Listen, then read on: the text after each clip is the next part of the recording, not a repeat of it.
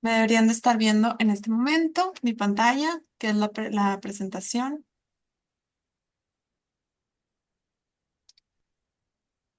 Muy bien. Bueno, pues agradezco mucho a la doctora Elsa por la invitación. Estoy muy contenta de estar aquí con ustedes. Este, y bueno, pues me pidieron hablar sobre la anatomía del hueso temporal por imagen, obviamente. Y bueno, pues vamos a empezar. Voy a utilizar, bueno, primero vamos a ver cuál es el contenido de la clase. Vamos a hablar acerca de la adquisición de la tomografía. Vamos a hablar acerca de mi sistema de evaluación, cómo evalúo yo una tomografía de oídos de inicio a fin, ¿ok? Y cómo lo recomiendo. Voy a ver todas las partes más importantes en cada estructura del oído, ¿ok? Voy a utilizar este sistema de interacción de Kahoot. No sé si ya lo han usado, pero lo que quiero es que en sus celulares, en el lugar en donde no estén viendo la presentación, o se puede en el mismo celular si la están viendo en el mismo celular, solamente que abran una pestaña de su navegador cualquiera, Google Chrome, Safari, el que tengan, van a poner kahoot.it, kahoot.it y van a poner este pin de juego. Les debe de aparecer esta pantalla, ¿ok? Aquí en el pin de juego van a poner este número, 402-0502. Este es completamente anónimo. Pueden poner un sticker, un nickname, pueden poner lo que ustedes quieran. No es necesario que pongan su nombre. Es para que ustedes se den cuenta de cómo están más o menos en la evaluación de una anatomía de oídos, ¿ok?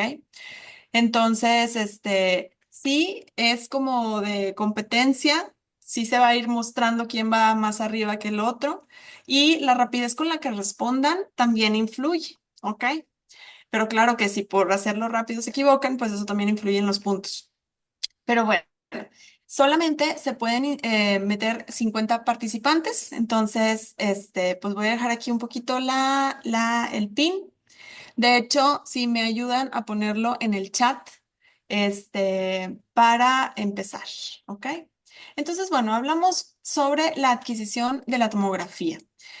Lo primero y súper importante, ¿cómo debe de adquirirse la tomografía y qué es lo que nosotros como radiólogos necesitamos tener para poder evaluar muy bien una tomografía de oídos? Bueno, obviamente vamos a tener el algoritmo para hueso, que ese es el que en todos lados lo encontramos, ¿verdad? Regularmente no falta. Pero es muy importante que también dentro de del paquete de las series de imágenes que el técnico nos mande, nos envíe también la ventana para tejidos blandos.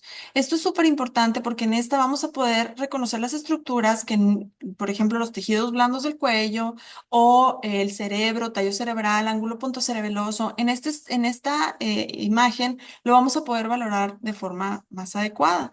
Y es súper importante, por ejemplo, les pongo este caso en donde, fíjense cómo en la ventana para hueso, pues lo único que veíamos es una ampliación del conducto auditivo interno del lado derecho, de ese lado eran sus síntomas, tenía hipoacusia neurosensorial la paciente, y en la ventana para tejidos blandos podemos ver una imagen, una tumoración en el ángulo puntocerebeloso que se delimita muy bien, que incluso hasta hace efecto de masa al tallo cerebral.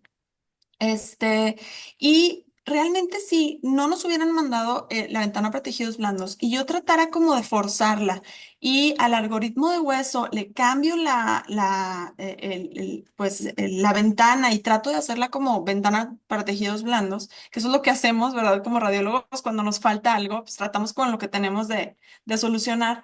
Realmente iba a ser un poco más difícil ver esa lesión, ¿ok? Entonces, sí les recomiendo que siempre, siempre, siempre tengamos esta secuencia o paquete de imágenes, ¿sí? La ventana para tejidos blandos. Fíjense, esta es la resonancia magnética que evidentemente después de la tomografía les sugerí y sí había un schwannoma ahí en el conducto auditivo interno. ¿Qué otra cosa es importante que esté dentro de nuestro paquete de imágenes?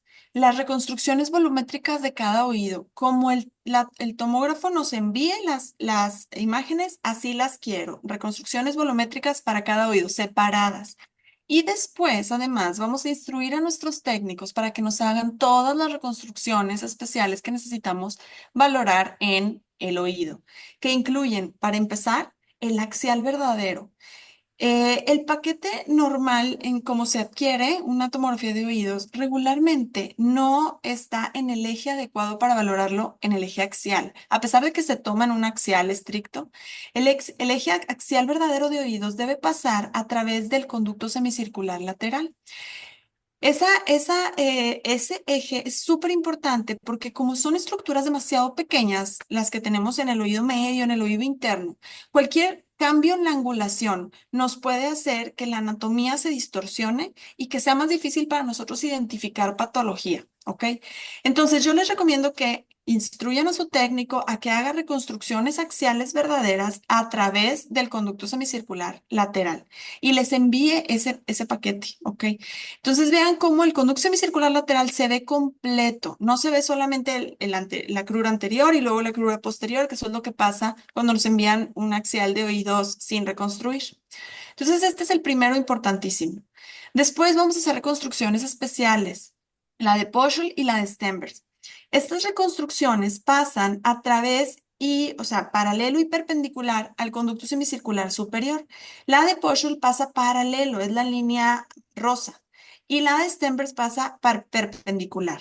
En estas dos realmente sirven muy bien para los conductos semicirculares, pero van a ver a lo largo de la clase que no nada más para eso, también sirven muy bien para valorar la cadena osicular, las ventanas, la ventana oval y redonda. Entonces, estas también están incluidas en nuestro paquete de reconstrucciones. Y por supuesto, el sagital y el coronal, estos sí pueden ser estrictos, ¿ok? Entonces, miren cómo se ve mi pantalla cuando valoro cada oído. Por ejemplo, este es el oído derecho. Entonces, en mi pantalla siempre voy a tener la reconstrucción de Stenberg, la reconstrucción de Poschel, el axial, el sagital y el coronal. Y las veo siempre al mismo tiempo, obviamente interactuando entre cada uno de los ejes. Cuando veo alguna patología, lo busco en los demás ejes, etcétera. ¿Ok? Y vamos a ir viendo en el transcurso de la clase las diferentes ejes y qué vemos en cada eje. ¿Ok? Entonces, el hueso temporal es pues, es un hueso del cráneo que es muy irregular, ¿ok? Tiene 5 porciones, que son la porción escamosa, la porción mastoidea, el hueso timpánico, la apófisis estiloides y la porción petrosa, que es esta que va hacia el centro, ¿ok? Realmente no recomiendo que veamos el hueso temporal como que porción por porción. Realmente esto no sirve, ¿ok? O a mí en lo particular no me ha servido valorarlo como por porción, sino más bien vamos a hacer una revisión estructurada de los oídos. Entonces, ¿cuál es mi sistema de evaluación? Y con esto vamos a empezar con nuestra primera pregunta de Kahoot. Vamos a pasar a Kahoot. Miren, ya tenemos bastantes en la sesión. Vamos a empezar. A ver, aquí tenemos ya, estoy viendo que están como aumentando cada vez más, 37. Muy bien, empezamos con la cantidad que tenemos. 39, 40, 41. Todavía se van metiendo cada vez más. Ok, empezamos para no retrasar más. Muy bien. Entonces, anatomía del oído por imagen, nuestra primera pregunta. En la pantalla van a ver la pregunta y la imagen en la pantalla de la presentación. Y en su celular solo van a ver los colores, ¿de acuerdo? Entonces, ¿cuál es la estructura que se señala con la flecha? Tenemos 30 segundos. Trompa de Eustaquio, torus tubario, fosa de Rosenmüller y coana. Aquí estamos viendo la nasofaringe. Y como pueden ver, me salió un poco de los oídos porque esta es una estructura súper importante que necesito que se valore siempre en una tomografía de oídos. Excelente, la trompa de Eustaquio. Ok, vamos a pasar a la presentación ahora.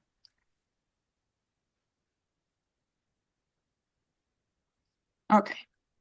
Entonces, lo primero que vamos a valorar son las estructuras extraoídos. Aquí esto lo valoro siempre al inicio, siempre antes de valorar cada oído particularmente, porque siempre nos pasa como radiólogos la satisfacción de búsqueda, ¿verdad? O sea, eh, el paciente tiene hipoacusia, ya le detectamos un foco de idiotoespongiosis, ya nuestra mente se inundó de dopamina, todo perfecto. Y luego no vemos que en la nasofaringe tenía un tumor, ¿verdad? Que no causaba síntomas porque es demasiado pequeño como para que cause síntomas, pero que nosotros lo pudimos haber detectado.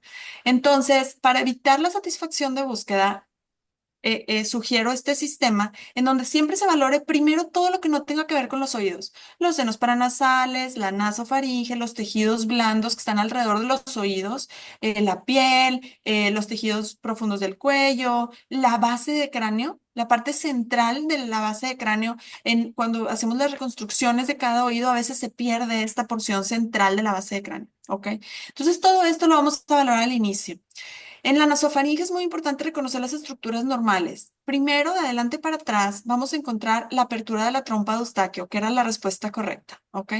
Después, esta prominencia es el torus tubario, que es una imagen, o bueno, es una estructura cartilaginosa que hace que la trompa de Eustaquio se mantenga patente, se mantenga abierta, ¿ok? Está en forma de C y hace que esta trompa se mantenga abierta. Atrás del torus tubario encontramos a la fosa de Rosenmüller. que este es muy importante porque ahí en esa fosa inician los carcinomas de nasofaringe con mayor frecuencia. Entonces, como pueden ver, la nasofaringe es siempre simétrica. ¿Ok?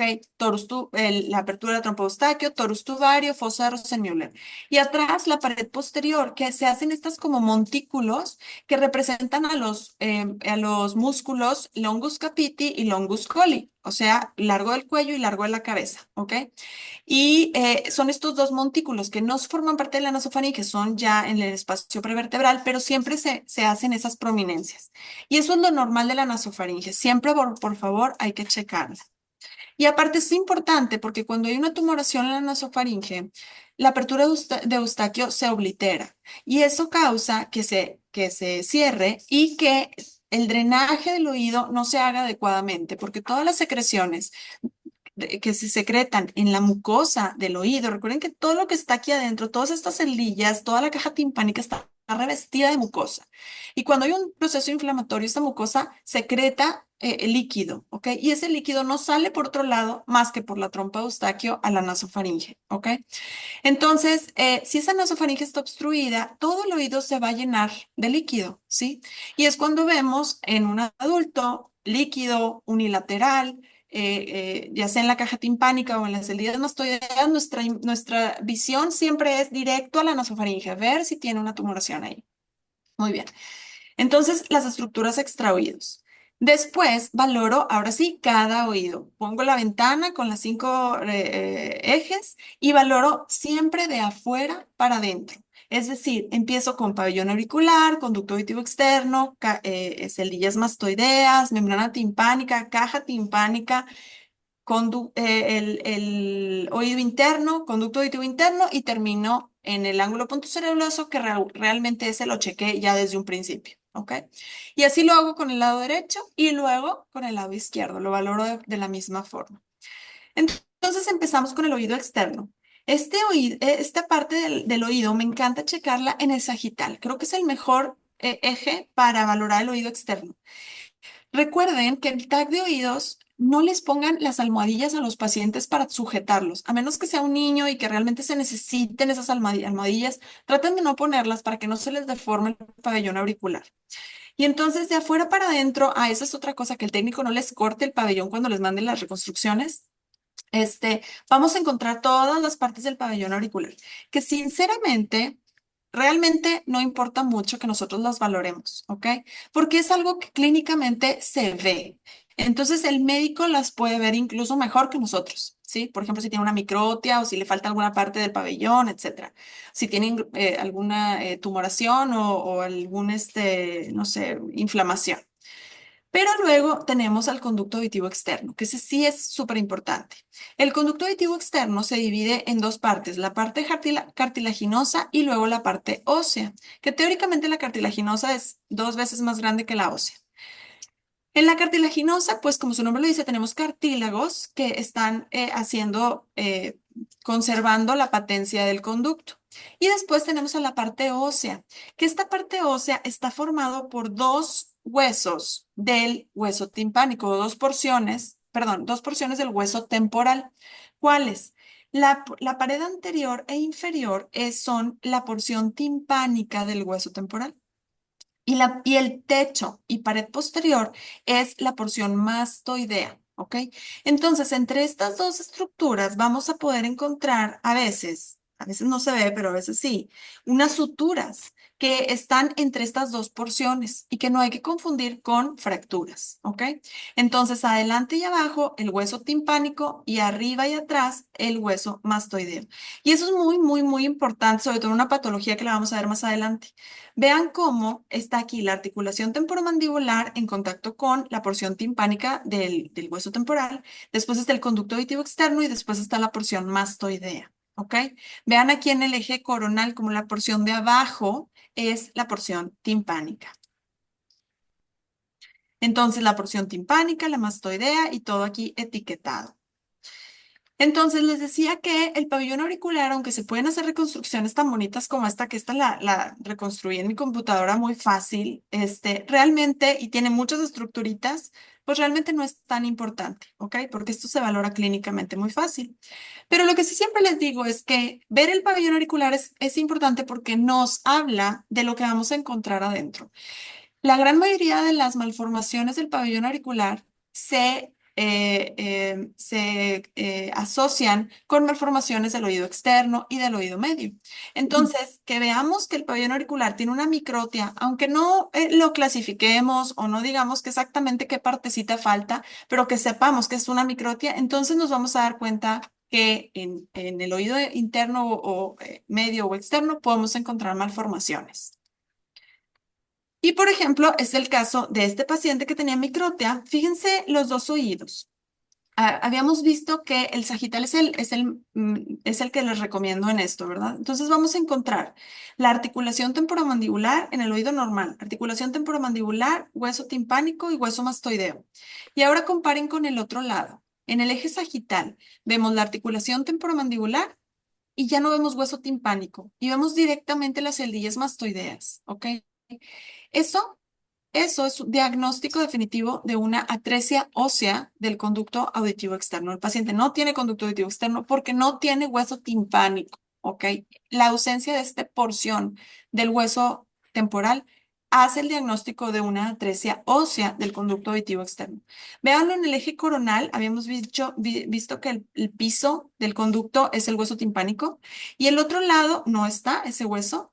Y en el eje sagital, perdón, en el eje axial, vean igual la articulación temporomandibular, el hueso timpánico, y del otro lado no existe. ¿Ok? Entonces es una atresia ósea del conducto auditivo externo. Entre estas porciones del hueso temporal, les hablaba que vamos a poder encontrar suturas, ¿ok? Está la sutura escamo y petrotimpánica, que es esta anterior, como su nombre lo dice, la porción escamosa del hueso temporal y timpánica se unen y en el centro, más medial, es la porción petrotimpánica. Prácticamente es la misma sutura, solamente que afuera el hueso timpánico se articula o tiene unión con la porción escamosa, el hueso temporal, y más hacia en medial tiene unión con la porción timpánica, perdón, con la porción petrosa, ¿ok? Entonces es la misma sutura y se ve aquí adelante. Y después está la sutura tímpano-mastoidea, que es esta posterior. ¿Ven aquí las dos porciones del hueso temporal? Tan fácil. Así como, nada más que por favor, estas no las vayan a confundir con alguna fractura, por ejemplo. Esto es completamente normal. Ahora, ¿qué otra cosa importante como variante anatómica que podemos encontrar en el conducto auditivo externo? Es que en la porción más profunda del conducto, en la pared anterior e inferior, podemos encontrar un agujero que se llama agujero de Huschke. Este agujero comunica o puede comunicar como variante anatómica los tejidos blandos del cuello con el conducto auditivo externo. Y desgraciadamente, si tienes ese agujero y tienes un proceso inflamatorio del conducto auditivo externo, es más fácil ese proceso inflamatorio se pase a los tejidos blandos profundos del cuello, ¿ok? Entonces, esta paciente desgraciadamente tenía el agujero de Huschke del lado izquierdo, en donde tenía otitis externa. Y entonces vean cómo desarrolló un proceso inflamatorio en el espacio prevertebral, parafaringio, hasta en la nasofaringe se veía alterado. Y aparte tenía una osteomielitis de la base de cráneo, ya tenía erosión de la base de cráneo a nivel de la porción petrosa del hueso temporal, abajo del conducto óseo de la arteria carótida, de la arteria carótida interna. Vean aquí el piso de la arteria carótida interna del lado derecho y el piso del lado izquierdo ya tenía erosión. ¿Ok? Entonces, este ya era una osteomielitis de la base de cráneo. Además, tenía mastoidectomía, o sea, este paciente ya había tenido diferentes cosas, pero desgraciadamente de ese lado tenía ese agujero, agujero de Huschke se llama, como Lushka, pero con H y con E. ¿Ok? Muy bien. Entonces, la porción del proceso estiloides del hueso temporal se une con la porción timpánica del hueso temporal. ¿Ok? Entonces, si tienen problemas para valorar la porción timpánica, sigan la apófisis estiloides, que eso es muy fácil de reconocer, y van a llegar a la porción timpánica. ¿Ok? Después ya valoramos el conducto auditivo externo y que sigue de afuera para adentro, pues las celdillas mastoideas y la membrana timpánica. ¿Qué le vemos a las celdillas mastoideas? Pues que estén bien aireadas, que estén bien desarrolladas, ¿ok? Cuando hay procesos inflamatorios crónicos, sobre todo en la infancia, las celdillas mastoideas no se desarrollan, ¿ok? Entonces no hay celdillas en esa mastoides.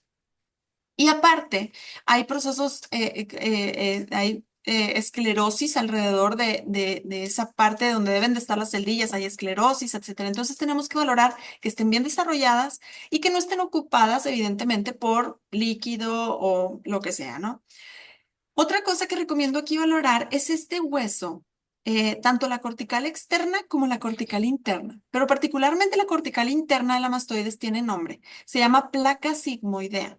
Esta placa sigmoidea se extiende, miren aquí cómo va, hasta el agujero yugular. Miren, es la misma, la misma placa, la placa sigmoidea. Esta placa sigmoidea, como su nombre lo dice, delimita o divide al seno sigmoideo, que está aquí justamente, de las celdillas mastoideas. Y esta placa es muy importante porque obviamente una dehiscencia de esa placa puede condicionar que el seno sigmoideo tenga un divertículo hacia las celdillas mastoideas, por ejemplo, y eso condicionar tinnitus, o que un proceso inflamatorio de las celdillas mastoideas se pase hacia el seno sigmoideo. Claro está que este proceso inflamatorio condicionaría la erosión de esa placa. Entonces, cuando estamos en este contexto, siempre valoren cortical externa y cortical interna de las celdillas mastoideas. Y aquí también llegamos a la membrana timpánica. La membrana timpánica, como sabemos, tiene dos partes, la parte de la pars flácida y la pars tensa. Realmente, la membrana timpánica es tan delgadita, tan delgadita, que a veces es súper difícil de verla. Así como está aquí, casi imperceptible, esa es la membrana timpánica normal, ¿ok? A veces me dicen, es que yo le vi perforación y tú no me la reportaste. Y digo, es que realmente es difícil ver una perforación en una membrana timpánica delgada, ¿ok? Regularmente las perforaciones de la membrana timpánica suceden en una membrana engrosada y las podemos ver, o con líquido adentro o afuera y la podemos ver, pero a veces es difícil, ¿ok? Miren esta membrana timpánica que está gruesa, que tiene incluso calcificaciones. Esa es una miringoesclerosis. Cuando ven la membrana timpánica muy bien, la ven así como ven una membrana, esa membrana está mal, ¿ok? Deberían de verla así, casi imperceptible, como un fantasma de membrana timpánica.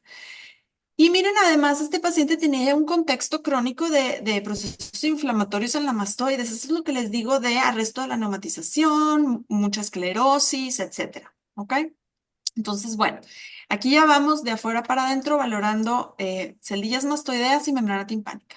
Este es un caso de un paciente con leucemia que empezó con fiebre sin foco. Paciente con leucemia, fiebre sin foco, siempre es interna para investigar dónde está el foco. Y a estos pacientes les piden un TAC de senos paranasales para ver si el foco está en los senos paranasales. Pero resulta que este paciente los senos paranasales los tenía muy bien, pero fíjense cómo la placa sigmoidea del lado izquierdo está erosionada. Ven que hay unas erosiones súper chiquitas, ¿ok? Son erosiones muy sutiles, pero justamente en esa erosión y alrededor ahí, en las celdillas mastoideas que estaban en contacto con esa erosión, había proceso inflamatorio, estaban ocupadas por líquido y solo algunas celdillas, realmente no todas, ¿ok? Entonces, obviamente eso nos preocupó y pensamos que esto podría ser una otomastoiditis coalescente, que es la destrucción del hueso por una infección grave. Y evidentemente era cierto porque le solicitamos una resonancia magnética contrastada y vimos un absceso ahí alrededor del seno sigmoideo que afortunadamente todavía no estaba causando trombosis del seno, pero había ahí un absceso y todo este proceso inflamatorio. Ese era el foco de fiebre que tenía el paciente, ¿ok? Una automastoitis coalescente, que siempre pensamos en la automastoitis coalescente como algo súper drástico, todo inflamado, todo lleno, mucho proceso inflamatorio alrededor y no necesariamente. En los pacientes inmunosuprimidos puede suceder de esta forma, ¿ok? Ahora, la membrana timpánica también me gusta verla en el eje coronal. En este eje voy a poder observar otra vez la pars tensa y la pars flácida. La pars flácida es una partecita bien pequeñita de la membrana timpánica, en la porción más superior y anterior. Van a poder encontrar el escutum van a encontrar el proceso lateral del martillo y van a ver esta como burbujita de aire que se hace adyacente a la pars flácida. Ese es el espacio de Prusak, ¿ok? Ahí es donde empiezan los colesteatomas de la pars flácida. Entonces, en el eje coronal, miren, lo van a encontrar muy fácil. Encuentran el proceso lateral del martillo y esta es la pars flácida, ¿ok? Si lo ponen en la reconstrucción de Poschel, mucho más fácil, porque en esta reconstrucción el martillo se ve padrísimo. Vemos todo el martillo prácticamente, cabeza, cuello, mango, todo. Entonces se encuentran la porción del proceso lateral del martillo y donde esa porcioncita de la membrana timpánica, esa es la pars flácida. ¿Ok? Una pequeña imagen con densidad de tejidos blandos en esta zona, aunque sea de 1 milímetro, ese podría ser un colesteatoma de la pars flácida. Muy bien, ahora vamos otra vez a Kahoot para valorar una imagen, una pregunta del oído medio. Muy bien, Adriana, vas en primer lugar. Quiz.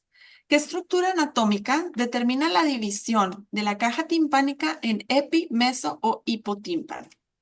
¿El conducto auditivo externo, la cadena osicular, el promontorio coclear o la cápsula óptica?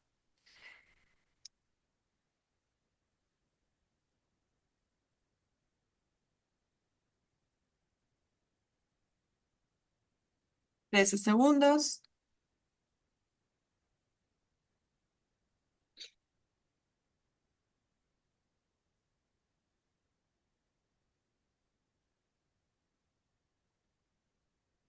El conducto auditivo externo. Muchos contestaron el promontorio coclear y otros muchos la cadena osicular. Vamos a revisarlo, que no quede duda. Miren aquí, este es un corte coronal de el oído. Básicamente, el lugar en donde se inserta la membrana timpánica, que se llama anulus timpánico, es donde nos va a definir si algo está en epitímpano, en mesotímpano o el hipotímpano. O sea, básicamente, el conducto auditivo externo es nuestra división anatómica. Así de fácil, ¿ok?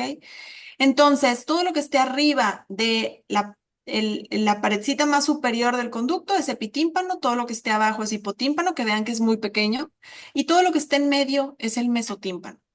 Entonces, basados en esto, ¿cómo reconocer en un axial y no tienen los demás ejes? ¿Cómo reconocer si estamos en epitímpano, en mesotímpano o en hipotímpano? Pues muy fácil. Si ves el conducto auditivo externo, estás en mesotímpano.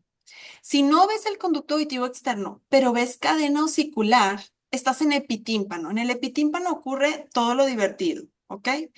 Y después, si no ves conducto auditivo externo, está cerrado y tampoco es cadena osicular, entonces eso es hipotímpano. En el hipotímpano casi no hay nada. Vamos a ver qué estructuras sí hay y las vamos a reconocer muy fácil. Entonces volvemos a Kahoot.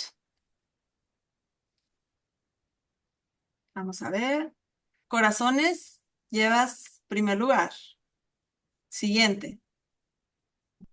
¿Cuál estructura anatómica se señala con la flecha? Vean muy bien la puntita de la flecha, ¿dónde se encuentra? ¿Estamos en el espacio epitimpánico anterior? ¿Estamos en el espacio de Prusak? ¿En el sinus tympani o en el receso del facial? Y no se me traumen si no han escuchado nada de ninguna de estas estructuras. Vamos a reconocerlas en en las próximas diapositivas, ¿ok?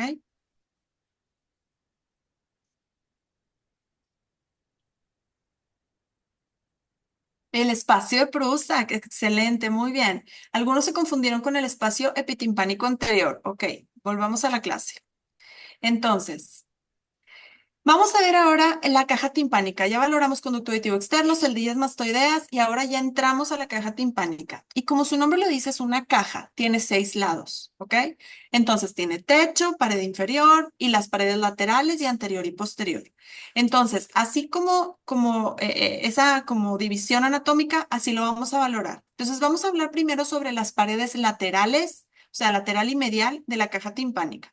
Empezamos con la lateral. De arriba para abajo, lo primero que vamos a ver es esta línea que delimita el adictus ad antrum y el antrum. Estas son dos estructuras que, como su nombre lo dice, el adictus ad antrum es la entrada al antrum, la puerta hacia el antrum, y el antrum es el lugar en donde todas las celdillas mastoideas confluyen o drenan, y después todo drena hacia el adictus ad antrum, ¿ok? Y luego a la caja timpánica y luego a la trompa de Eustaquio, ¿ok? Bueno, la imagen que vemos lateral, que es esta línea, es la sutura es petromastoidea. Aquí es donde se unen la porción petrosa del hueso temporal y la porción mastoidea del hueso temporal. A esta sutura petromastoidea también se le llama como septum de Corner. Así le gusta llamar a los quirúrgicos, a los otorrinos, así les llaman, porque es una parte que ellos ven en sus cirugías y es un punto clave para ellos, ¿ok? Entonces vemos el septum de Corner primero, bajamos un poquito más, no vamos a ver ahorita la cadena osicular, solo las paredes. Bajamos un poquito más y fíjense, aquí se empieza a ver el conducto auditivo externo, pero todavía no, está cerrado medialmente, ¿ok? Bueno, esta parte justamente es el scutum, ¿ok? Que es donde se inserta la pars flácida. Y medial al scutum se encuentra el espacio de Prusak. Y medial al espacio de Prusak vamos a ver los dos puntos de la cadena osicular, que ahorita también adelante lo vamos a ver, ¿ok? Entonces el espacio de Prusak es el espacio de aire que existe entre la cadena osicular y el scutum. Muy fácil de reconocer también en el axial, ¿ok? Bajamos un poco más y ahora sí ya vemos conducto auditivo externo, membrana timpánica y después abajo se cierra en el anulus timpánico y se acabó la pared lateral. Así de fácil. Ahora, pared medial. La pared medial tiene más estructuras. De arriba para abajo, la primera estructura que vamos a ver es esta vuelta, que es la cápsula óptica que rodea al conducto semicircular lateral, que habíamos visto que en el eje axial tenemos que verlo completo, ¿verdad? Después bajamos un poquito más y luego vamos a ver una línea. Aquí la estamos viendo, ¿ven? Una línea así como en diagonal. Esa línea es el segmento timpánico del nervio facial. Y después bajamos un poquito más y debajo de esa línea se va a hacer como un cráter, como una cueva. Esta cueva es la ventana oval, ¿ok? Fíjense, aquí está el estribo en medio. Y después, un poquito más abajo de esta cueva, vamos a encontrar otra como prominencia ósea, pero ahora que rodea a la cóclea. Eso se le llama promontorio coclear. Y de hecho, este promontorio coclear aísla o protege un poco a la ventana redonda, que es esta que está aquí. ¿Por qué es necesario que la ventana redonda se proteja? Porque recuerden que la cadena osicular está moviéndose a velocidades infinitas allá adentro y todo el aire, a pesar de que es aire, puede tener vibraciones, ¿ok? Entonces recuerden que el oído, la onda empieza o entra al oído interno a través de la ventana oval, que es donde se encuentra el estribo. ¿Ok? Entonces ahí tiene que empezar la vibración mecánica, transmitirse a la cóclea y luego regresar por otra vuelta de la cóclea y disiparse en la ventana redonda. Entonces la ventana redonda disipa el sonido de adentro para afuera. Entonces, si hay vibraciones en la caja timpánica del aire que se encuentra ahí por el movimiento de la cadena osicular, nos puede hacer o estimular a la ventana redonda al revés, ¿verdad? Y entonces no queremos eso. La ventana redonda disipa de adentro para afuera. Entonces, por eso ven este promontorio coclear que un poquito protege a la ventana redonda, ¿de acuerdo? Ahora, bajamos un poquito más, seguimos viendo parte del promontorio coclear que está aquí adyacente a la vuelta basal de la cóclea. Bajamos un poquito más y ahora vamos a ver la arteria carótida interna, el segmento óseo de la arteria carótida interna, y atrás vemos a la vena yugular, que en este caso tenía una vena yugular muy bajita, pero hay casos en donde la vena yugular llega aquí hasta la parte posterior del conducto auditivo interno, ¿ok? Que está muy alta, como variantes anatómicas. Entonces, aquí abajito vamos a encontrar arteria carótida y atrás vena yugular, ¿ok? Golfo de la vena yugular. Y eso es lo que vamos a encontrar en la pared medial, ¿ok? Entonces, recapitulando, pared lateral, septum de Corner, espacio de Prusak, scutum, obviamente la membrana timpánica y el anulus timpánico, se acabó. En la pared, bueno, hablando un poquito más del espacio de Prusak, miren este espacio, esta es la reconstrucción de Poshul, vemos el martillo, todo completo. Estamos viendo el escutum, la pars flácida de la membrana timpánica, el proceso lateral del martillo y aquí arriba el espacio de Prusak se cierra por el ligamento lateral del martillo que se inserta desde el cuello del martillo hasta el escutum. Entonces ese ligamentito como que cierra el espacio verdadero de Prusak, ¿ok? Entonces este pequeñito de aquí es el espacio de Prusak. En el coronal estricto lo vamos a encontrar acá. Y en el axial verdadero vamos a encontrarlo en donde lo vimos en la pregunta, ¿verdad? Entre la cadena osicular y el escutum. Ahora, una cosa súper importante de la pared medial es reconocer la físula antefenestra que realmente forma parte de la cápsula óptica. La cápsula óptica es este hueso muy denso que rodea el oído interno. La físula antefenestra forma parte de la cápsula óptica, pero la vamos a poder reconocer en la pared medial de la caja timpánica entre el proceso cocleariforme. El proceso cocleariforme es este piquito que se hace aquí, anterior a la ventana oval. ¿Ok? Vean aquí las cruras del estribo, ventana oval, y hay un piquito adelante. El proceso cocleariforme es un punto anatómico para nosotros como radiólogos muy importante porque justo entre estas dos estructuras está la físula antefenestram. Esta es la físula antefenestram. Y en esa físula debe haber como una concavidad, como lo pueden ver aquí, ¿lo ven? Entre el proceso cocleariforme y la ventana oval, ¿ven esta concavidad? ¿Ven? Eso es súper importante porque en la autoesclerosis o autoespongiosis, esta concavidad se invierte. Hay mucho tejido aquí inflamatorio, como esponja, como uno lo dice, muy vascular, más bien no inflamatorio, es vascular, que hace que esta parte donde está la físula antefenestram se invierta esta concavidad, sea una convexidad y vemos ahí una hipodensidad. Más adelante los vamos a ver. Entonces, para mí es muy importante que ustedes sepan que existe un artículo que es este, que ya salió desde hace, no sé, 2020 o por ahí, en donde dice que si medimos el lugar en donde se encuentra la físula antefenestra entre la cóclea y esta concavidad, atrás del proceso cocleariforme y adelante de la ventana oval, justo ahí se hace la medición en el eje axial verdadero. Si mide más de 2,3 milímetros, tiene un valor predictivo positivo del 100% para diagnóstico de autoespongiosis.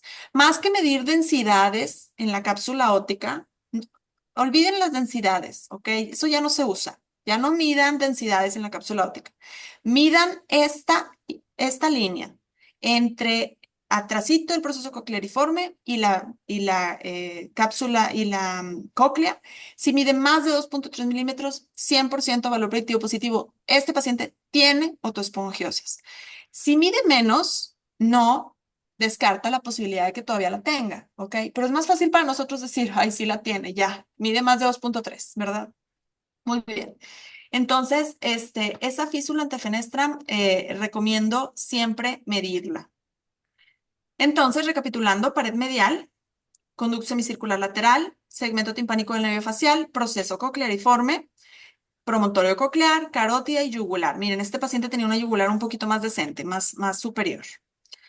Y este es un caso de autoespongiosis. Vean aquí, en el lugar en donde se encontraría la físula, donde se encuentra la físula antefenestram, contactando incluso al estribo, vemos esta hipodensidad que entre el proceso cocleariforme y la cápsula y la ventana oval, vemos en vez de concavidad una convexidad, ¿ok? Miren aquí cuando ya lo reconstruimos así como en este eje muy angulado, que es donde se ve todo el estribo, vemos también este proceso ahí. Y justamente miren lo normal acá arriba y miren el proceso de autoespongiosis. Si lo ven, digan, ese es una autoespongiosis. He visto autoespongiosis muy pequeñitas y hacen que esta línea se aumente de tamaño. Y recuerden que la autoespongiosis se va haciendo a lo largo del tiempo cada vez más esclerótico. Y eso es lo difícil, porque cada vez este foco de hipodenso se va pareciendo al resto de la cápsula óptica a lo largo del tiempo. Pero esta convexidad no cambia y la línea sigue estando gruesa, ¿ok? Esa distancia sigue estando aumentada. Entonces, a pesar de que no vean una hipodensidad ahí, podríamos tener otoesclerosis con esta línea aumentada, ¿ok? Entonces, miren aquí, 2.3, ahí está el foco. Bueno, creo que quedó claro. Y miren aquí el corte histopatológico. Y esta autoespongiosis hace que el estribo no se mueva. Es una fijación del estribo y causa hipoacusia. Al principio conductiva, cuando solamente se encuentra en la físula antefenestra, y después neurosensorial, cuando ya se encuentra en otras partes de la cápsula óptica. Ahora, seguimos con las paredes anterior y posterior de la caja timpánica. De arriba para abajo, en la pared anterior, lo primero que vamos a encontrar es esta burbujita de aire. Fíjense, en el epitímpano, estamos en el epitímpano, que está cerrada atrás por un proceso que se llama proceso de Koch. Ese es el receso epitimpánico anterior, en los que algunos se me confundieron. Ese es el receso epitimpánico anterior. ¿Por qué es importante? Porque solo nosotros lo podemos ver. Los quirúrgicos entran aquí y por este tabique óseo, por este proceso de Koch, ellos no pueden ver adentro. Es como una puerta está cerrada y no lo pueden ver. Cuando hay una patología en ese espacio, hay que decirla, porque ellos entonces tendrían, por ejemplo, un colesteatoma que ir y retirarlo, quitar esa partecita de hueso y quitar ese colesteatoma, ¿ok? Entonces, por eso es importante que nosotros lo veamos. Es el receso epitimpánico anterior. Ahora, más inferiormente, realmente la pared anterior no tiene mucha relevancia. Lo que sí vamos a encontrar, a lo mejor no lo mencioné, es esta otra línea que no es el segmento timpánico del nervio facial. Vean el segmento timpánico del nervio facial aquí, más o menos a nivel de la cadena osicular. Pero un poquito más abajo vamos a encontrar otra línea también en ese mismo eje, que es el músculo tensor del tímpano. Este músculo tensor del tímpano viene hasta el proceso cocleariforme. Justo el proceso cocleariforme es el lugar en donde se dobla ese músculo. Y vean cómo se inserta en el cuello del martillo. Miren, vean esta densidadcita que va hasta el cuello del martillo. Ese es el músculo tensor del tímpano, ¿ok? Y entonces en la pared anterior lo vamos a poder reconocer, ¿de acuerdo? Y vamos a reconocer medial a esa densidad, una densidad de aire y después una densidad mucho más grande de tejido blando. Entonces vamos a ver tres líneas: densidad de tejidos blandos, aire, densidad de tejidos blandos. La primera es el músculo tensor del tímpano. La segunda es la apertura de la trompa de Eustaquio hacia la caja timpánica. Y la tercera es el conducto óseo de la arteria carótida interna. ¿Ok? Y ahí van los tres en ese eje. Y se acabó la pared anterior. Ahora vamos a ver la pared posterior. De arriba para abajo, lo primero que vemos, pues, es el aditus ad antrum, la entrada hacia el antrum. Luego se cierra ese aditus ad antrum, vamos a ver la fosa del yunque. Este es el yunque, aquí es donde se encuentra el proceso corto del yunque, la fosita ahí es donde se encuentra. Y después vamos a ver una imagen que parece una pirámide, que se llama eminencia piramidal. Esta eminencia piramidal lleva en el centro al nervio facial. Véanlo un poquito más arriba, cómo veníamos el segmento timpánico del nervio facial. Aquí se dobla, se hace vertical y en medio de esa eminencia piramidal está el nervio facial. Esta prácticamente es la porción mastoidea del nervio facial. Bueno, esta eminencia piramidal es importante porque medial y lateral tenemos otros dos recesos, también ciegos para los otorrinos. En el receso medial es el sinus tympani y el receso lateral es el receso del facial. Otra vez, ciegos para ellos, por lo tanto, si hay algo que los está ocupando, lo tenemos que decir, ¿sí? Y básicamente es todo lo que sucede en la pared posterior. Después están puras celdillas mastoideas, ¿ok? Muy bien. Entonces, recapitulando pared posterior, eminencia piramidal, receso del facial, sinus tympani. Recapitulando pared anterior, receso epitimpánico anterior, proceso de Koch, músculo tensor del tímpano, trompa auditiva o de Eustaquio y el canal de la arteria carótida interna. Muy bien.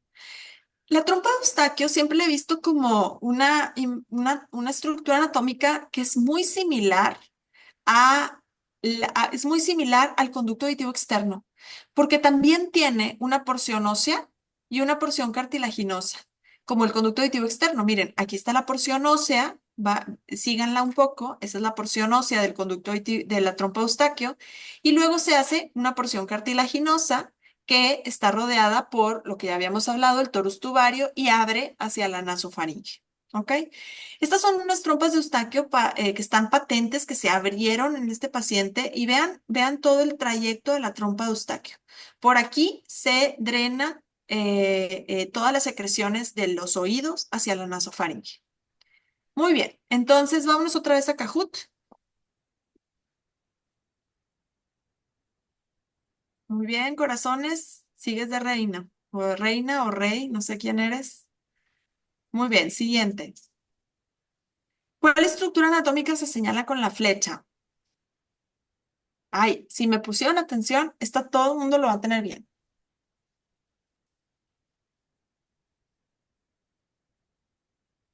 Vean la puntita de la flecha.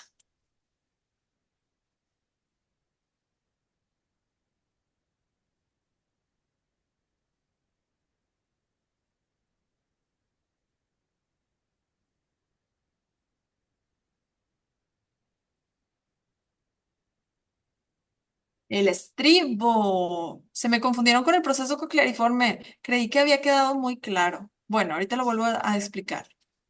Vámonos otra vez a la presentación.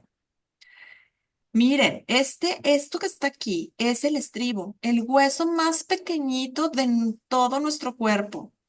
Pesa menos que una hormiga. Ese es nuestro estribo, que nos hace que escuchemos, ¿ok? Dos cruritas, una anterior y otra posterior, ¿ok? Ay, oigan, espérenme. Aquí hay otra pregunta de Kahoot. Antes de seguir, eran dos preguntas de Kahoot aquí. Espérenme, ahí va. Ok, siguiente. Corazones, ¿sigues de rey o de reina? Fíjense, aquí van a ordenar los signos que te ayuden a identificar a la cadena osicular en el corte axial del corte más superior al inferior. En su celular ustedes pueden mover como colores, ¿ok? El color rojo son dos puntos. El color azul es un conito de nieve. El color amarillo es un signo de igual o dos líneas. Y el color verde es una hamburguesita. Literalmente, de arriba para abajo el orden en donde que van a encontrar estos signos. Y esto es bien importante porque súper fácil lo van a reconocer. Creo que me faltó tiempo. Ah, no, sí, ya. Faltan 30 segundos. Te le puse un minuto. Entonces, de arriba para abajo, ¿qué signos reconocemos para ver a la cadena osicular en el corte axial? Espero que no haya sido medio difícil esta pregunta. Recuerden los signos, hamburguesa, signo de igual, cono de nieve y dos puntos. Eso va a ayudar a que podamos, híjole, solo tres la tuvieron mal. Yo creo que fui yo, esta fui yo, seguramente fui yo, lo hice mal. A ver, vamos a dejar claro esto. Esta es la cadena osicular, ¿ok? Vamos a ver a la cadena osicular. De arriba para abajo vamos a encontrar primero a la hamburguesita, ¿ok? Después al cono de nieve, después a dos puntos y después a dos líneas. Si reconocemos todas estas partes, aunque no se acuerden qué es cada cosa, pero si reconocen hamburguesa, cono de nieve, dos puntos, dos líneas, entonces todos los osículos están ahí y no se tienen que preocupar, ¿ok? Si falta alguna de estas cosas, algunos parte de un osículo, porque puede faltar no nada más un osículo, sino puede faltar una parte de un osículo, ¿ok? Entonces, alguna partecita falta. Y entonces cuando se ponen a investigar y llegan al diagnóstico. Entonces, lo primero que van a encontrar en la parte más superior es la articulación incudo-maleolar, que significa martillo, yunque. ¿Ok? Y en esta parte yo le llamo hamburguesita porque literalmente, pues, según yo, parece una hamburguesa. Y esta hamburguesa está volando ahí en la caja timpánica. Realmente no es que esté volando, existen muchos ligamentos suspensorios. Sobre todo aquí existe un ligamento que en este corte es el ligamento superior del martillo, pero que es tan delgadito que normalmente no se ve. Entonces ustedes tienen que ver este gap aéreo aquí entre la cabeza del martillo y el techo timpánico, ¿ok? Si no ven este gap de aire, si ven una línea que está uniendo al martillo con el techo de la caja timpánica, entonces es una fijación osicular, ¿ok? Y causa hipoacusia conductiva. Y esta es la articulación incudo-malleolar y está bien que se vea ahí como un gap porque estamos muy, muy arriba. Después vamos a ver el cono de nieve. Ah, bueno, perdón. La parte posterior de la hamburguesita es el cuerpo del yunque, ¿sí? Luego, el cono de nieve es la cabeza del martillo, el cuerpo del yunque y el proceso corto del yunque. Este proceso corto habíamos dicho que se extiende hacia atrás en la fosa del yunque, que es una partecita ahí de la caja timpánica. Después, un cortecito más abajo, vamos a encontrar dos puntos. El punto anterior es el cuello del martillo y el punto posterior es el proceso largo del yunque. Este yunque se extiende hacia abajo, hacia atrás y hacia abajo. Tiene forma de boomerang, ¿ok? Entonces, hacia abajo, el proceso largo del yunque. En este mismo corte, no he encontrado como algo que me ayude a algo como fácil de recordar, en donde en este mismo corte, donde ven los dos puntos, van a poder encontrar una parte del estribo, ¿ok? La crura anterior y la crura posterior del estribo, su cuellito, y todavía no ven la cabeza, porque la cabeza la vemos en el corte de las dos líneas. Las dos líneas representan la línea anterior, el mango del martillo, el manubrio, y la línea posterior es el proceso lenticular del yunque y la cabeza del estribo. Estas dos estructuras forman la articulación incudo-estapedial, que significa yunque-estribo. ¿Ok? Entonces, esta articulación se ve como una línea. O si lo alcanzan a ver, a lo mejor una línea muy sutil entre ellas, pero no deben de verse separadas. Siempre se tiene que ver como una línea. Si en esta parte de atrás ven dos puntos y nunca se unen esos dos puntitos, es una luxación de esta articulación, ¿ok? Luxación de la articulación icudostapedial. Muy bien. Entonces, de arriba para abajo, ¿qué vamos a encontrar? Primero, hamburguesita. Segundo, cono de nieve. Tercero, dos puntos y un poquito del estribo. Cuarto, dos líneas. Importante, las dos líneas no necesariamente las tienen que ver en el mismo corte. Puede ser primero que aparezca la posterior y luego la anterior, o al revés, no importa, ¿ok? Pero tienen que estar dos líneas, ¿sí? Y así de fácil encuentran a la cadena osicular. Si todo eso está presente, la cadena está bien. Ahora vean este caso.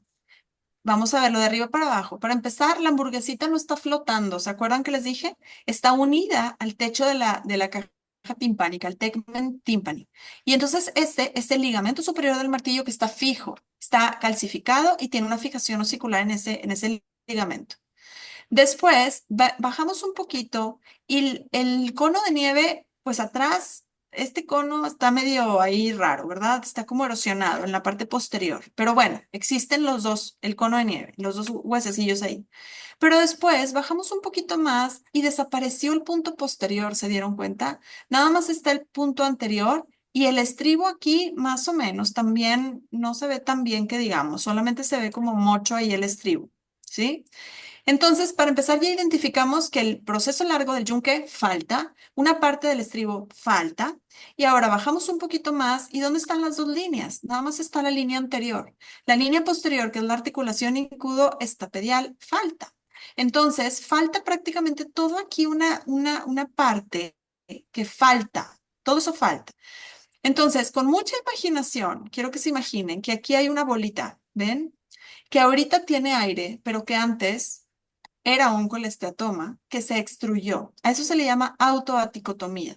Había un colesteatoma que erosionó esa parte de la cadena osicular y que se salió solito a través del conducto aditivo externo. Eso se le llama autoaticotomía y es un colesteatoma. ¿Ok? Bueno, fue un colesteatoma. ¿De acuerdo? Bien.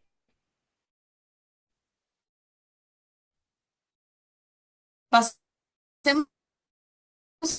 a Cajuto otra vez. Espero que haya. ¿En qué eje podemos encontrar a Gary enamorado?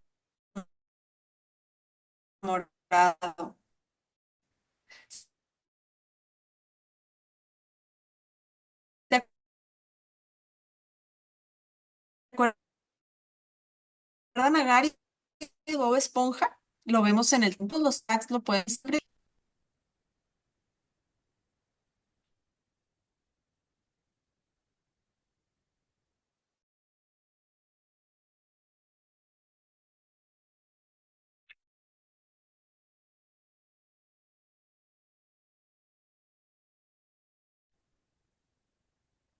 Exactamente. Circular ya por partes. El martillo, la reconstrucción de Poschel. Vamos a verle la cabeza.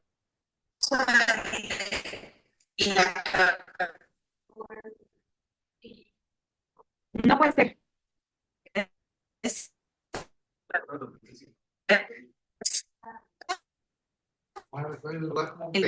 No puede ¿Alguien, ser. alguien activó su... ¿Eh?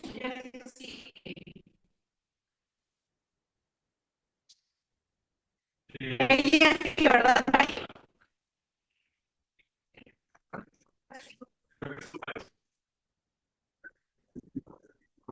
Ah,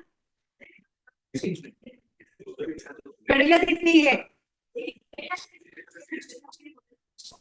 representa a Gary? A ver, alguien por favor que me haga favor de checar si hay alguien que tiene el micrófono prendido. Este, muy bien. Entonces, el yunque en el eje, en la reconstrucción de Poschel, lo vamos a ver como una llave Allen, ¿sí? Es esta llavecita en forma de L, que realmente pues depende del yunque que estén viendo. El derecho pues a ver como L, el izquierdo a ver como J, ¿verdad? Pero este yunque es el proceso largo del yunque, el proceso lenticular, que es esta partecita que se dobla hacia medial, que es justamente el lugar en donde se articula con la cabeza del estribo, ¿ok? Entonces el yunque lo vamos a ver como esta llavecita Allen, ¿ok? Y el estribo, por último, el huesito más pequeñito, lo vamos a encontrar en la ventana oval. De arriba para abajo, como el estribo tiene una orientación casi de 45 grados, donde lo más arriba son sus cruras, digamos que está así en el cuerpo humano, arriba las cruras y abajo la cabeza, ¿ok? Entonces, de arriba para abajo, lo primero que vamos a ver es las cruras y después la cabeza en las dos líneas, ¿verdad? Entonces, eso es lo normal del estribo. Si hacemos como el eje del estribo, pues ya lo vemos completo, con su cabeza, cuello y dos cruritas y su base o platina en la ventana oval. Y en la reconstrucción de Poschel me gusta mucho porque en esta reconstrucción podemos ver pues todas las partes de la cadena osicular, ¿ven? El martillo, la llave Allen, el yunque y el estribo en la ventana oval. ¿Ok? Bien. Este caso, fíjense, ¿qué estamos viendo aquí? La hamburguesita del lado derecho, otra vez, está unida al techo. Del lado izquierdo, no. ¿Ven? ¿Ven que hay este gap de aire? Entonces hay una fijación del ligamento superior del martillo del lado derecho. Eso causa hipoacusia conductiva. Recuerden que la cadena osicular, pues no es una parte que esté ahí flotando en la caja timpánica. La cadena osicular está unida a la caja timpánica por ligamentos y músculos. Todos los ligamentos son del martillo o del yunque. El estribo no tiene ligamentos, solamente tiene un músculo, el músculo del estribo, ¿ok? Que por cierto no lo mencioné, pero sale de la eminencia piramidal de la pared posterior. Y todos los demás ligamentos soportan al yunque y al martillo. ¿Por qué el estribo no tiene tanto soporte? Porque este está unido a la ventana oval y eso le da soporte al estribo, ¿de acuerdo? Entonces lo que tenemos que soportar pues es el peso de estas dos estructuras que aunque sea poco, se mueven mucho y pues necesitan todos estos ligamentos. Y vamos a otra vez a Kahoot. Seguimos. Ok, Luis sigue siendo aquí el rey. ¿Verdadero o falso? Las imágenes están correctamente etiquetadas. Jess Scutia me está escribiendo la pantalla. Mira, el baby de allá tampoco. Jess Scutia me estás escribiendo la pantalla. ¿Por qué, mi amor? Ay, mi vida. La gancharon bien. Pues yo estoy ayudándote a ti. Y creo que ha de ser que tiene también el micrófono prendido. A ver, déjenme ver si lo puedo. Aquí está, ya le puse mute. Y Ok. Verdadero. Esas eran la ventana oval y la ventana redonda. Ok, seguimos aquí a la clase. Chispas, ¿cómo borro eso?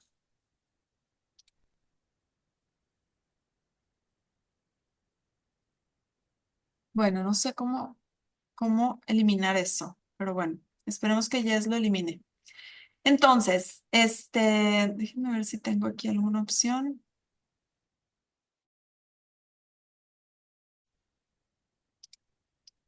Mm, creo que no. Aquí está ya.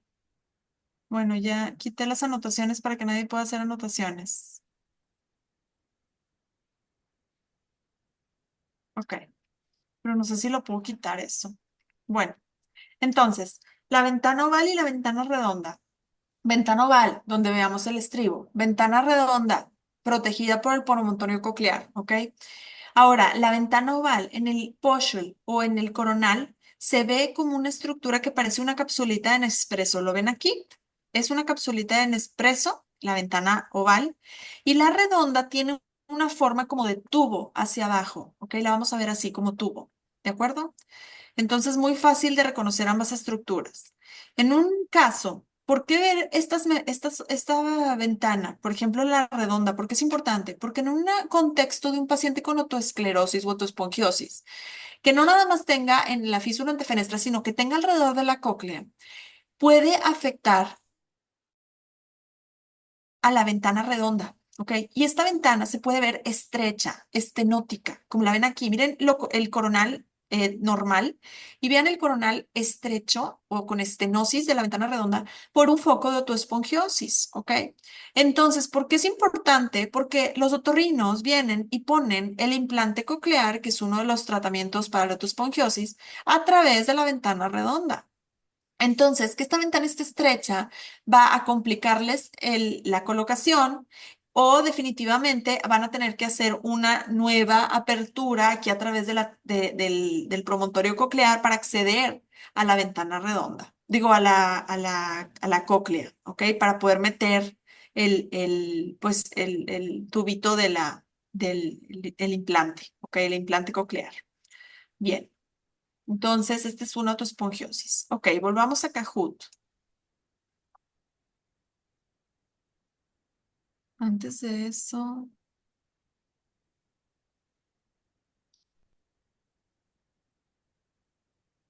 mm, quería ver si podía yo borrar esto, pero se me hace que no lo puedo borrar. Bueno, volvemos a Kahoot. Ok, seguimos con Luis. ¿Cuáles son las porciones del nervio facial que representan los ojitos de Gary? Entonces, aquí estamos el Gary enamorado. Aquí están los dos ojitos y aquí está la cóclea. ¿Ok? ¿Qué porciones del nervio? Los dos ojos son el nervio facial, ¿ok? Solamente que tiene diferentes porciones el nervio facial. ¿Cuál de todas estas son las dos porciones? Timpánico mastoideo, timpánico y laberíntico, timpánico y canalicular, o laberíntico y canalicular, o laberíntico y mastoideo.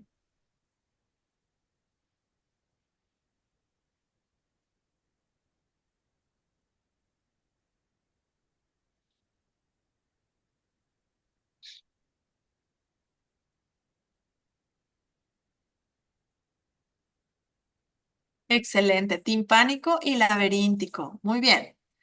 Vamos a seguir con la presentación. Ok, entonces estas son las porciones del nervio facial. Estas son las porciones del nervio facial. Primero la canalicular, o sea, el conducto auditivo interno. Después está la porción laberíntica del nervio facial. Tomen en cuenta que vamos de arriba para abajo, ¿ok? Porción laberíntica, ganglio geniculado o primera vuelta del nervio facial. Aquí el nervio facial pasa hacia atrás, se dirige primera vuelta hacia atrás. Después está la porción del segmento timpánico del facial, unos cortes más abajo. ¿Ven por qué los ojos de Gary están uno más arriba que el otro? Porque el primero es la porción del segmento laberíntico, que es el medial, es el que está más arriba. Y después el segundo es el timpánico, que está un poquito más abajo. Después cambia aquí en la eminencia piramidal, cambia a ser vertical el nervio facial. Entonces se dirige hacia abajo por un conducto que se llama segmento mastoideo y sale en la base del cráneo por el agujero estilo mastoideo. ¿Ok? En el corte coronal, pues vamos a encontrar los ojitos de Gary, laberíntico y timpánico, y también el segmento timpánico arriba de la ventana oval. Es muy fácil también reconocerlo. Aquí está la ventana oval, la capsulita de Nespresso, y arriba está justamente el segmento timpánico del nervio facial. Y un poquito más arriba, el conducto semicircular lateral. Muy bien. Entonces, en el eje axial, muy fácil, de arriba para abajo, ahí está, porción clavicular, laberíntica, primera vuelta, y luego empieza la porción timpánica hacia atrás, timpánica, y luego se dobla y se vuelve vertical, y empieza la porción mastoidea, y sale aquí en el agujero, muy fácil, estilo mastoideo, ¿ok? Si tienen problemas para localizar ese agujero, pues encuentren lo más abajo el estiloides y justo donde el estiloides se une con la mastoides, ese es el agujero estilomastoideo y entonces busquen al nervio facial de abajo para arriba y muy fácil de reconocer, ¿ok? Y ahora pasamos al oído interno. Ya estamos por terminar, ¿ok? El oído interno tiene varias estructuras. Para empezar, tenemos que reconocer que existe una cápsula óptica. Esta cápsula óptica es un hueso súper denso uno de los más densos que tenemos en el cuerpo, que representa o que digamos que engloba o rodea a la porción del laberinto membranoso del oído interno. ¿Ok? El laberinto membranoso contiene a la endolinfa, al utrículo del sáculo y a los conductos vaya, la porción como del laberinto membranoso de los conductos semicirculares. ¿Ok? Tiene el oído interno, pues a la cóclea, al vestíbulo y a los canales semicirculares, ¿ok? Que son tres, el superior, el lateral y el posterior. El lateral antes se le llamaba horizontal, pero por el hecho que les dije que realmente no está horizontal, está como en un eje como de unos 15 a 30 grados, pues se dejó de usar que es horizontal. Ahora, la cóclea tiene tres escalas, ¿ok? Está la escala vestibular, la escala media y la escala timpánica. ¿Cómo saber cuál conecta con cuál ventana? Está muy fácil. La oval, que tiene una V, conecta con la escala vestibular, ¿ok? Y la redonda, pues con la timpánica. La escala media es en donde se encuentra la endolinfa, ¿ok? Y entonces, ¿qué pasa aquí? Recuerden que la cóclea tiene 2 vueltas y media, ¿de acuerdo? Y dentro de estas 2 vueltas y medias tiene todas estas escalas. El estribo estimula o hace una onda de sonido, literal mecánica, hace ondas en la escala vestibular, que es donde se encuentra hasta la ventana oval, ¿verdad? Cuando pasa esta onda de sonido por la escala vestibular, mueve a la membrana de Reisner. Esta membrana, a su vez, mueve líquido que se encuentra de endolinfa en la escala media. Y este líquido, este movimiento, mueve a la escala, perdón, a la membrana tectorial, que a su vez estimula al órgano de Corti. Y aquí es donde se cambia la señal mecánica de ondas a eléctrica y se pasa hacia el nervio coclear. ¿Ok? Y hacia, obviamente, aquí el modiolo, que es el lugar en donde se colecta, digamos, todas estas fibritas de nervios y salen de la cóclea por una apertura que se llama apertura coclear hacia el conducto auditivo interno. ¿Ok? Ahora, este, Ahora, ¿qué pasa con las ondas de sonido? Al momento de llegar acá arriba, al helicotrema, que es el lugar en donde se unen las dos escalas, la vestibular y la timpánica, estas ondas de sonidos regresan por las mismas vueltas de la cóclea, pero por la escala timpánica para disipar ese sonido hacia la ventana redonda. Si no existiera esta parte como de disipar el sonido nunca podría entrar, ¿ok? Tenemos que tener una ventana por el cual el estribo puede estar empujando el líquido y esa ventana poder estar como disipando el sonido, ¿ok? Cualquier cosa que obstruya la ventana redonda podría causar una hipoacusia conductiva, ¿ok? Porque no está dejando que el sonido se disipe adecuadamente, ¿de acuerdo? Entonces, ¿cómo sugiero valorar a la cóclea? La sugiero valorar en 5 vueltas medias, o sea, 5 medias vueltas. Acuérdense que la cóclea tiene al menos 2,5 vueltas. Entonces, lo que vamos a hacer en la tomografía es contar 5 medias vueltas, empezando por la primera media vuelta de la vuelta basal, luego por la segunda media vuelta de la vuelta basal, llevamos 2 medias vueltas. Tercera media vuelta, ya estamos en la vuelta media de la cóclea. Cuarta media vuelta, completamos la vuelta media, ¿ok? Y después un piquito. Este piquito es la vuelta apical, son las 5 medias vueltas. Eso es importante porque hay patologías en donde faltan las vueltas, una parte de la cóclea, faltan las vueltas media y apical, por ejemplo. También tenemos que reconocer el modiolo, que podemos verlo aquí como esta estructura ósea. Aquí es donde están todos los nervios, las fibrillas del nervio coclear, el septum interescalar que se encuentra, que es un hueso también que se encuentra entre cada escala. Y esta, fíjense cómo la cóclea tiene esta imagen como de escotaduras laterales, ¿ok? Estas como piquitos hacia adentro se deben de hacer, parece como un trébol. Eso es lo normal en la cóclea. Y esta imagen que está acá, la apertura coclear, también es importante que la valoremos en el TAC. Esta apertura coclear podría estar estenótica. Si mide menos, de 1,5 milímetros, eso nos hace el diagnóstico de una estenosis de la apertura coclear. Y podríamos hablar de una hipoplasia del nervio. Es el único hallazgo por tomografía que nos indica una hipoplasia del nervio coclear.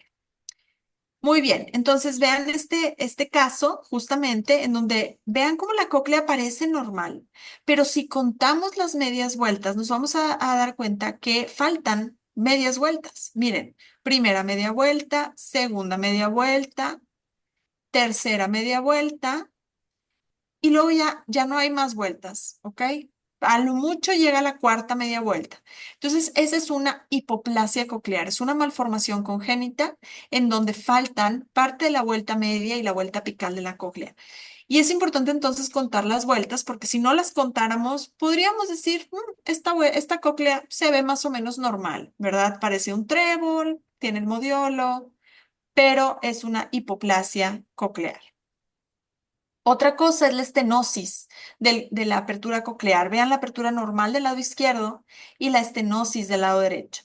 Y entonces eso nos habla de una probable hipoplasia del nervio coclear, ¿sí? Y vean esta otra cóclea, en donde vean cómo se ve sus bordes muy lisos, ¿ven? No existe como este trébol, nada más existe esta escotadurita medial, pero la escotadura lateral se ve lisa, muy lisa.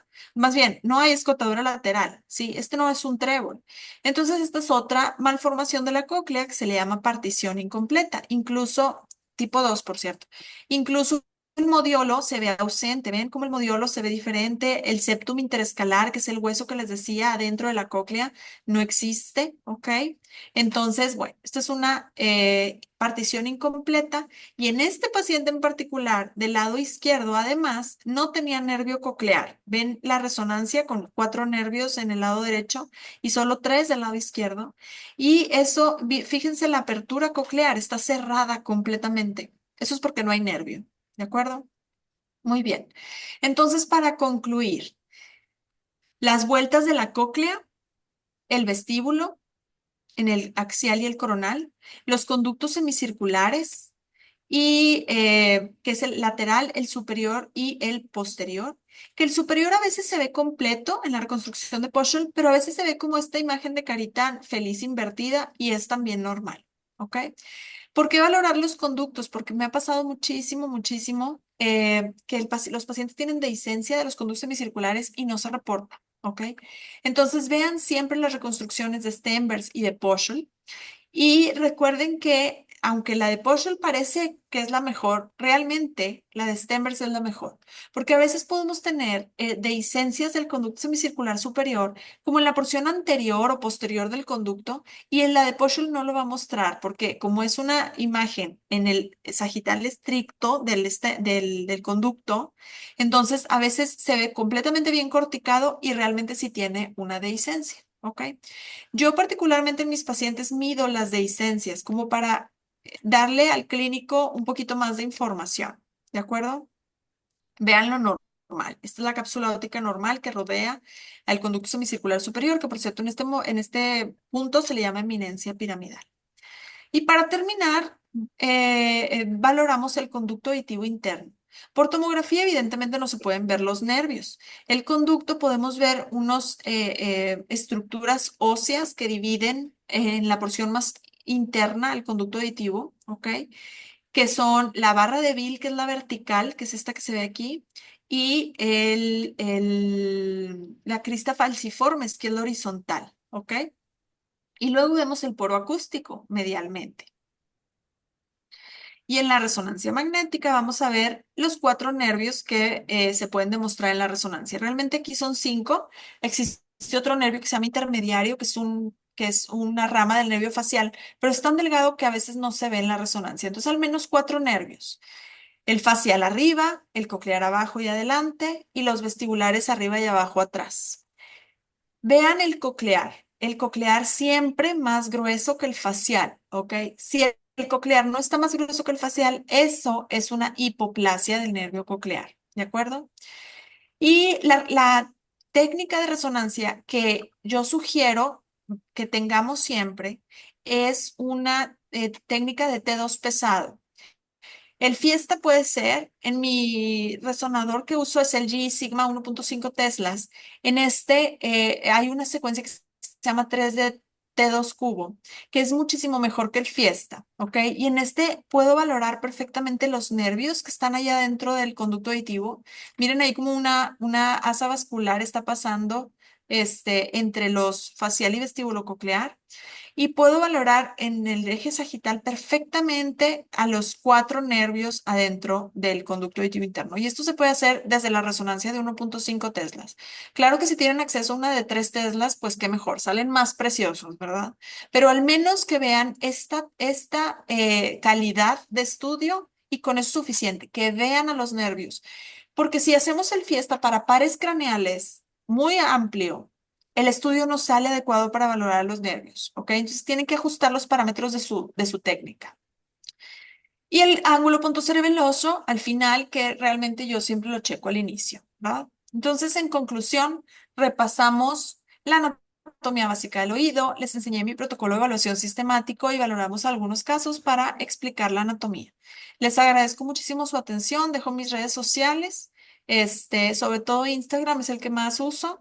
Si tienen alguna duda, me pueden hacer llegar sus dudas y estoy abierta a preguntas. Gracias por su atención y a todos por permanecer en la sesión.